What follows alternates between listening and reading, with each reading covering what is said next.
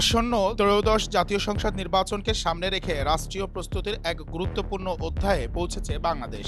আগামী ফেব্রুয়ারির প্রথমার্ধে নির্ধারিত এই নির্বাচনকে শান্তিপূর্ণ, অবাধ ও উৎসবমুখর করতে তিন বাহিনীর প্রধানদের সঙ্গে বৈঠক করেছেন প্রধান উপদেষ্টা অধ্যাপক ইউনূস। রাষ্ট্রীয় অতিথি ভবন যমুনায় অনুষ্ঠিত এই বৈঠক কেবল আনুষ্ঠানিকতা নয়, এটি আসন্ন জাতীয় নির্বাচনের নিরাপত্তা কাঠামো গঠনের এক গুরুত্বপূর্ণ অধ্যায়।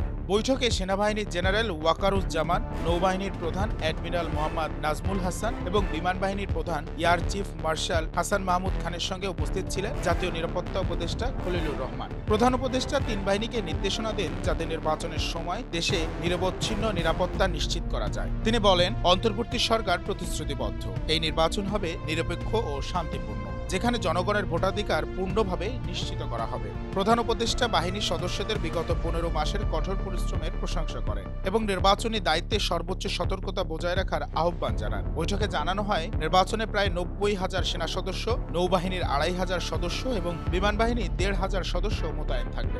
প্রতিটি উপজেলায় এক কোম্পানি সেনা অবস্থান করবে, যা নির্বাচনী নিরাপত্তা ব্যবস্থায় সাময়িক বাহিনীর সক্রিয় অংশগ্রহণের ইঙ্গিত দেয়। ২১ নভেম্বর সশস্ত্র বাহিনী দিবস উপলক্ষে প্রধান উপদেষ্টাকে আনুষ্ঠানিকভাবে আমন্ত্রণ জানান তিন বাহিনীর প্রধানেরা। বৈঠকের এই বার্তা স্পষ্ট, অন্তর্বর্তী সরকার নির্বাচনী পরিবেশে আস্থা ফিরিয়ে আনতে চায়, আর তিন বাহিনী প্রস্তুত দেশের গণতান্ত্রিক প্রক্রিয়াকে নিরাপদ রাখার দায়িত্ব নিতে।